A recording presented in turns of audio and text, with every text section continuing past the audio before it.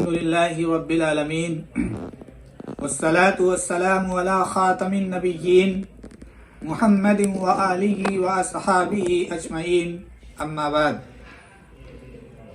قال النبي صلى الله عليه وسلم النكاح من سنتي وقال عليه الصلاة والسلام من تزوج العبد فقد استكمل نصف الدين فليتق الله في نصف الباقي صدق اللہ ورسولہ النبی الکریم۔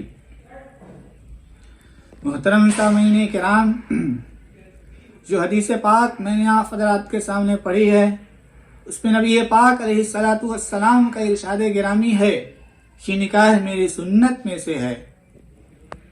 جس بندے نے نکاح کر لیا، جس شخص نے نکاح کر لیا، اس نے آدھا ایمان مکمل کر لیا، اس نے نصف ایمان مکمل کر لیا، لہذا اسے بقیہ نصف میں اللہ سے ڈرنا چاہیے، تقوی اختیار کرنا چاہیے۔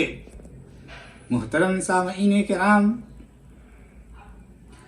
جو دو حدیث پاک میں نے آپ حضرات کے سامنے پڑھی ہے، سب سے پہلی حدیث میں نبی پاک علیہ الصلاۃ والسلام کا ارشاد گرامی ہے کہ نکاح میری سنت میں سے ہے، اور دوسری حدیث میں نبی پاک علیہ الصلاۃ والسلام کا ارشاد گرامی ہے کہ نکاح نصف ایمان ہے، نکاح آدھا ایمان ہے۔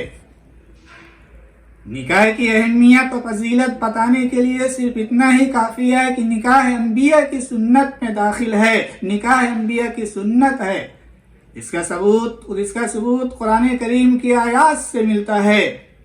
قرآن کریم کی سورہ رات میں ارشاد ربانی ہے، وَلَقَدْ أَرْسَلْنَا رُسُلًا مِّن قَبْلِكَ وَجَعَلْنَا لَهُمْ أَزْوَاجًا وَذُرِّيَّةً، بلا شبہ ہم نے آپ سے پہلے بہت سے رسولوں کو بھیجا، ان کو بیویاں اور بچے بھی عطا کیے۔ ترمذی شریف کی روایت ہے جس میں نبی پاک علیہ الصلاۃ والسلام کا ارشاد گرامی ہے کہ 4 چیزیں انبیاء کرام کی سنت میں داخل ہے۔ سب سے پہلی چیز شرم و حیا، دوسری چیز مسواک کرنا، تیسری چیز خوشبو کا استعمال کرنا، اور چوتھی چیز نکاح کرنا۔ اس کے علاوہ اور بھی احادیث وارد ہوئی ہیں، کسی میں نیک صالح عورت سے نکاح کرنے کی ترغیب دی گئی ہے۔ حدیث پاک میں نبی پاک علیہ الصلاۃ والسلام کا ارشاد گرامی ہے، خیر متاع الدنیا المرأۃ الصالحہ، کہ دنیا کی سب سے بہترین نعمت نیک بیوی ہے۔ خوب بچہ جننے والی عورت سے نکاح کرنے کی ترغیب دی گئی ہے۔ کسی میں محبت کرنے والی عورت سے نکاح کرنے کی ترغیب و تلقین کی گئی ہے۔ محترم سامعین کرام، نکاح انسان کی اصلاح و تربیت کا اہم رول ادا کرتا ہے۔ نکاح انسان کو خواہش نفسانی اور شہوت رانی جیسی اہم برائیوں سے بچاتا ہے۔ نکاح اخوت و محبت پیدا کرتا ہے۔ نکاح باہمی اتحاد و اتفاق کا ذریعہ ہے۔ نکاح صلہ رحمی کے جذبات کو فروغ دیتا ہے۔ دو اجنبی خاندانوں کے درمیان نکاح قرابت پیدا کرتا ہے، پھر عورت کے مقام کو بلند کرتا ہے، اس کو ماں بنا دیتا ہے جس کے قدموں کے نیچے جنت ہے، اس کو بیوی بنا دیتا ہے جس کے عزت و آبرو کا محافظ اس کا شوہر ہوتا ہے۔ نکاح کے ذریعے ایک عورت ماں بن جاتی ہے، بیوی بن جاتی ہے، ساس بن جاتی ہے، بہو بن جاتی ہے، اور باعث احترام ہو جاتی ہے۔ محترم سامعین کرام، نکاح کوئی کھیل نہیں، کوئی تماشا نہیں، کوئی تفریح نہیں، بلکہ اسلام نے اسے عبادت کا درجہ دیا ہے۔ اسلام نے اسے نصف ایمان قرار دیا ہے۔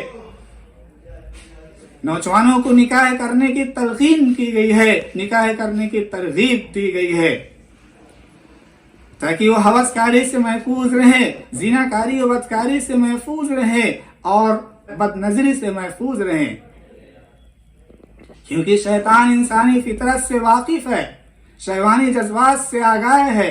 وہ عورتوں کے ذریعے مردوں کو گمراہ کرتا ہے اور زناکاری و بدکاری میں مبتلا کر دیتا ہے، اللہ اور اس کے رسول کی نافرمانیاں کرواتا ہے، اور انسان جذبات کی شدت سے مغلوب ہو کر حیوانیت کی حد میں داخل ہو جاتا ہے۔ حدیث پاک میں ارشاد فرمایا گیا ہے، نبی پاک علیہ الصلاۃ والسلام کا ارشاد گرامی ہے، النساء حبالۃ الشیطان، یہ عورتیں شیطان کی جال ہیں، شیطان انسان کو شکار پھنسانے کے لیے اس جال کو استعمال کرتا ہے، اور اس کے شیطان کے دجل و فریب سے بچنے کا سب سے بہترین نسخہ نبی پاک علیہ الصلوۃ والسلام نے حدیث پاک میں ارشاد فرمایا کہ اے نوجوانوں کی جماعت، اگر تم میں سے کسی کے پاس نکاح کرنے کی استطاعت ہو، نکاح کرنے کی قدرت ہو، وہ نکاح کرے، کیونکہ نکاح نگاہوں کو جھکانے والی ہے، یعنی بد نظری سے بچاتی ہے، اور شرمگاہ کی حفاظت کرنے والی ہے، یعنی شرمگاہ یعنی بدکاری سے محفوظ رکھتی ہے۔ اور جس کے پاس نکاح کرنے کی استطاعت نہ ہو، قدرت نہ ہو، چاہیے کہ وہ روزہ رکھے، کیونکہ روزہ خواہشات کو توڑ دیتا ہے۔ محترم سامعین کرام، نوجوانان ملت، نکاح کی اہمیت و فضیلت کو آپ نے جان لیا، اب تھوڑا بہت اور جان لیجئے کہ اسلام سادگی پسند مذہب ہے۔ اسلام سادگی کو پسند کرتا ہے، بلا وجہ کی رسموں اور لایعنی باتوں سے بچنے اور اعتدال میں رہنے کی ترغیب دیتا ہے۔ اعتدال میں رہنے کی ترغیب دیتا ہے کہ چند افراد کو جمع کیا جائے اور خطبہ مسنونہ کے بعد مرد عورت کو شادی کے بندھن میں باندھ دیا جائے، ایجاب و قبول ہو۔ اگر شوہر کے پاس استطاعت ہو تو دعوت ولیمہ کرے، ورنہ وہ بھی ضروری نہیں ہے۔